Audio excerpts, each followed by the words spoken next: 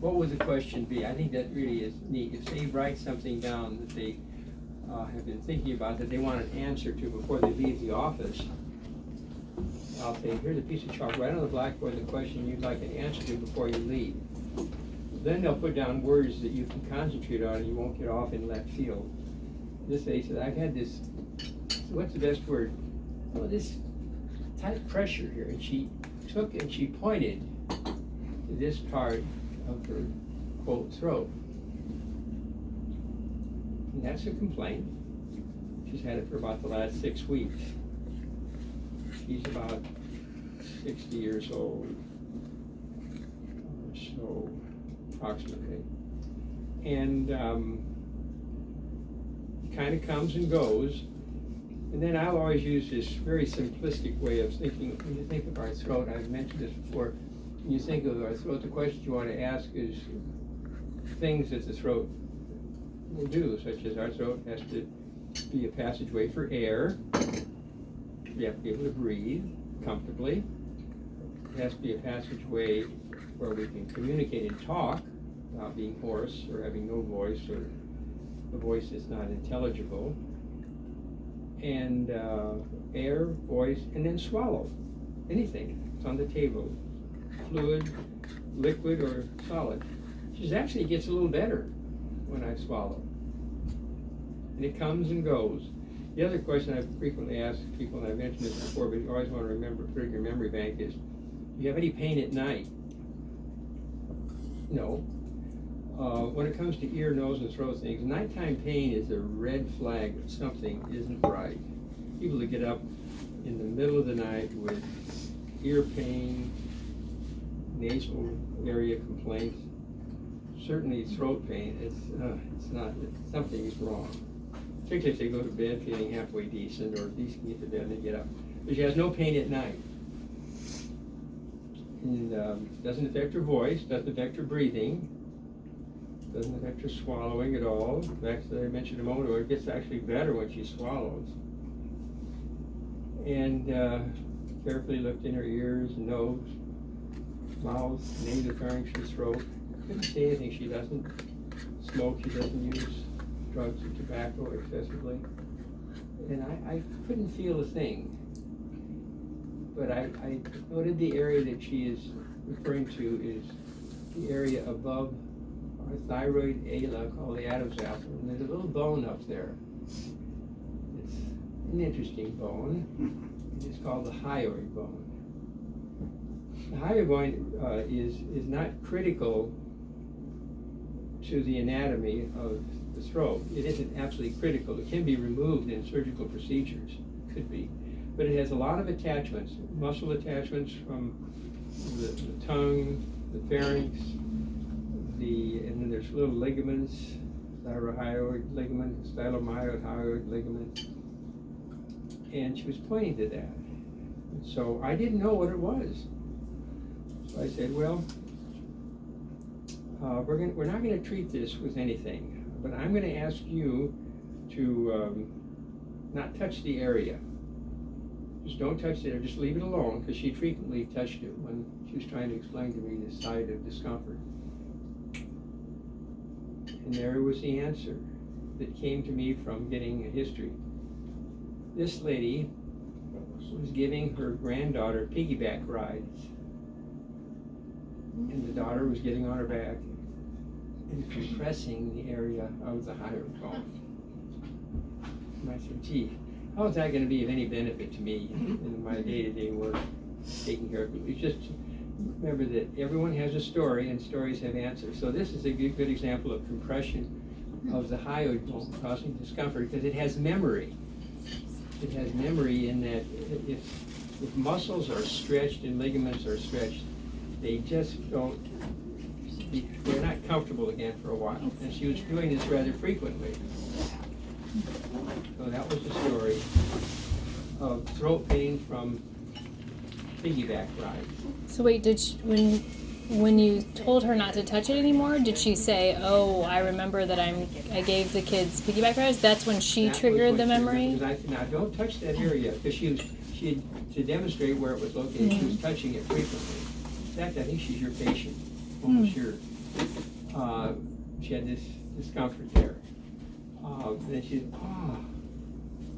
the granddaughter would get up on the sofa, they'd jump on my back and grab me real tight on my leg. So that could very well be the answer, because I couldn't feel the thing or see anything. So it's a question of pressure on that area. So Make let's example. just say she comes back and like she stops doing piggyback rides and she's still got the pain. Then what? I probably still wouldn't do anything if the exam was negative. I'm not one to consider lots of things. Now, if I feel something that's abnormal and she's not touching or manipulating, then we might want to consider a radiographic study, but I'm not one to do that frequently. But I feel fairly confident that's what this is, because it's an area that doesn't like a lot of tight pressure. Then I'm often asked the question, well, why doesn't a garment that you put on real tight around your neck bother you?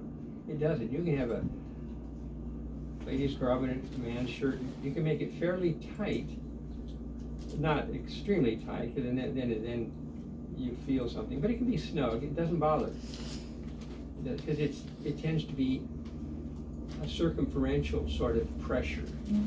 That generally doesn't bother. That's what she noticed. People say, well, what happens when someone is choked to death? What happens there is that seldom people tend to be protective when they're be confronted with someone choking. They'll tend to bring their chin down, so they invariably will compress the thyroid ala, which is bad. Then it fractures and bleeds, and then that compromises the airway. Then it's, unless someone is quickly evaluated in the emergency room and they can intubate that patient with someone who really understands a bit of the anatomy when there's blood and stuff around, that then people succumb to that. But autopsy reports don't often, they may say something about the hyoid bone. It's a bone that's called a pulley bone. Also, I guess if Drew was here, you could start the test. Okay. But it's that's just an interesting. So are you case. saying when you're being choked, you shouldn't do this? Well, you should keep your head it's protective. You're protective, you know. You're trying to be protective, so they don't usually grab up high here. They can. Well, it never happens to anyone. They usually can compress right around the thyroid ala, which is catastrophic. You know, the cartilage below that is the cricoid cartilage. It takes a lot of pressure to fracture that, but it can happen. It can happen. But it's the thyroid ala that are, it's evident externally, and people can hold on to it or do their mischief and try to, but and that can be fractured. That's what was commonly fractured when they didn't have seat belts. You know, if you would sit against the dashboard and things like that, there's tremendous pressure over the thyroid ala. Catastrophic if it's fractured, reduce the airway. That was a fascinating case that we saw of this lady. The tendency then is to try to get as much information from historically. If you can't find cause, never treat. Because if you treat with anything, then you've got to be able to prove why you treated them and what your reasons were. If you can't give good reasons, you could criticize. It's just my philosophy. You don't know, and then never be ashamed to say, I don't know, but I'm going to do things to try to find the answer. It's always, I don't know, but. You don't want to say, I don't know, just leave the office. No, you want to give them some assurance that you'll make some attempt to find this. And then I always saw that lady yesterday. This morning we saw a lady, I have this terrible pressure in my ear, and then sometimes this right ear rings. And you've had that for several weeks now. Oh yeah, I get this pressure, and then this right ear tends to have a sound in it. Once again, the three things about the ear we always ask is, are you having pain, discharge, or drop in hearing? And she said, well, there's pressure and then this sound in there, but I can hear well. Oh, sometimes I don't hear television real well, but otherwise I hear. My ear doesn't drain at all, it's not painful. I said, so you have a sound in there? And she said, yes, that's what I hear in my ear. And she did that.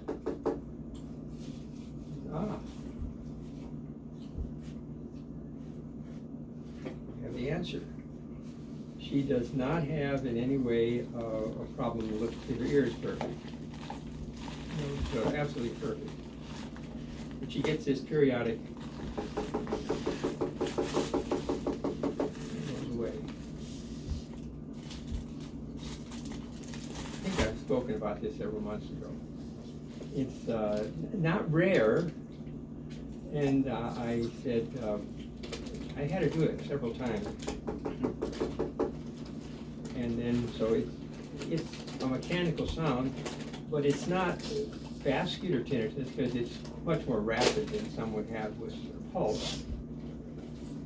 And she even did that herself. She didn't tell me, she says, I thought I was having a heart attack, so I felt my pulse. It was much more rapid than that. How long did it last? Oh, 15 minutes at the most. It happened at night when I was trying to get to sleep.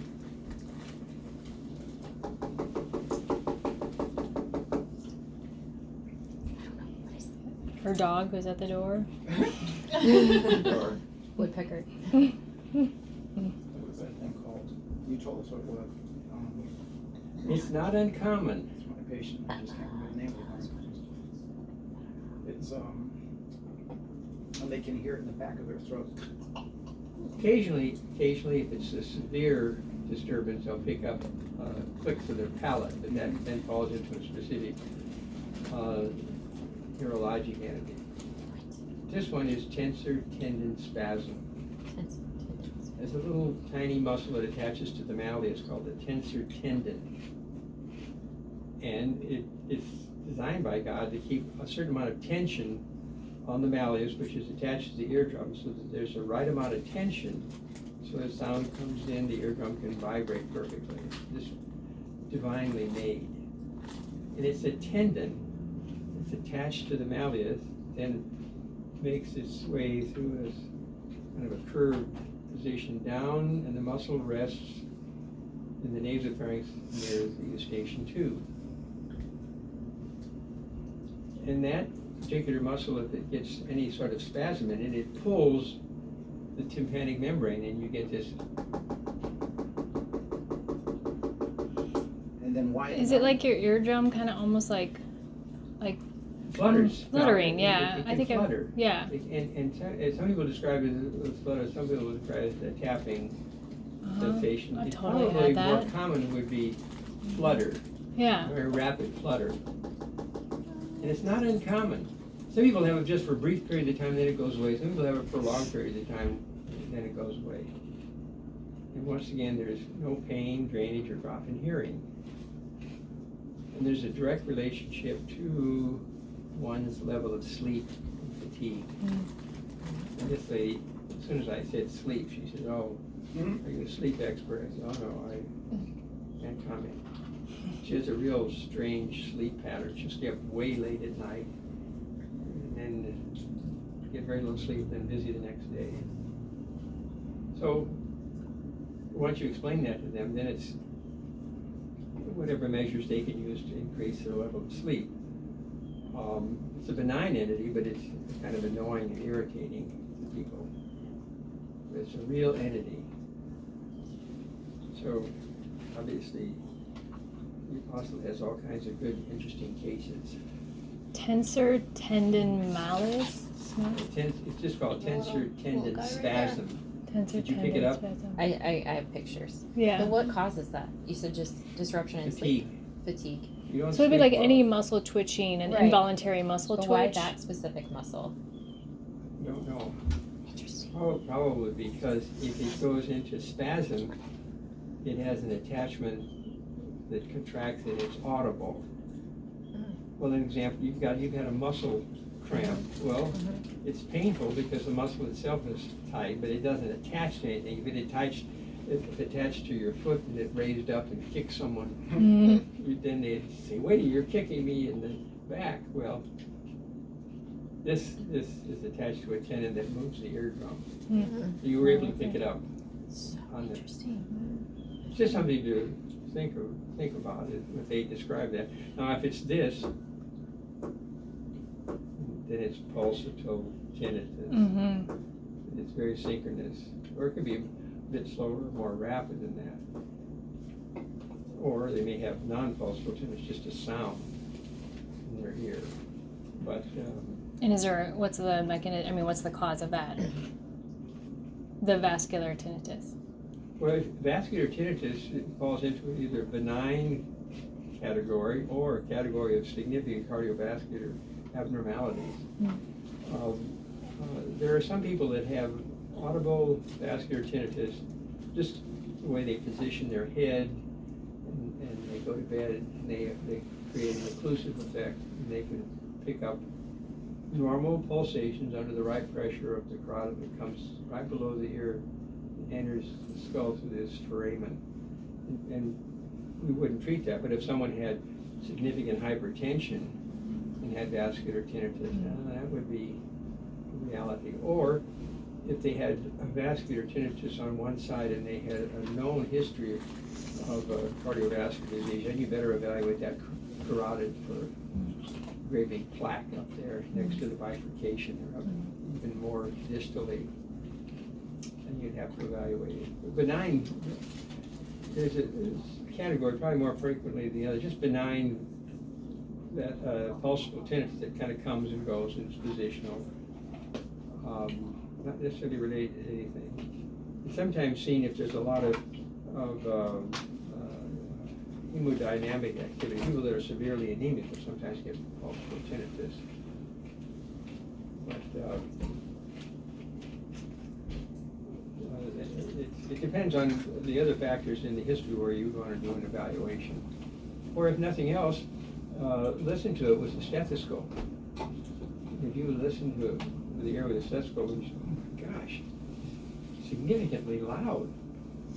So it's not subjective to the patient, it's objective. I can hear it.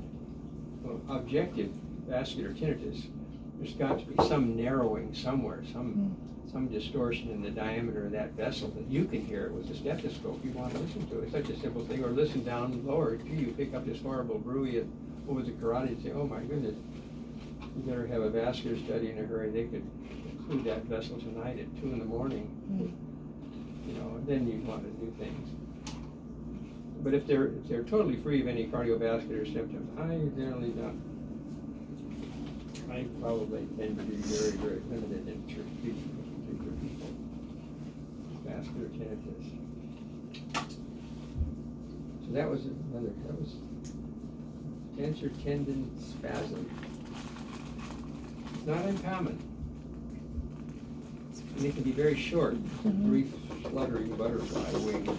Oh yeah, I've had that before. Yeah, you can have it, Yep. yeah.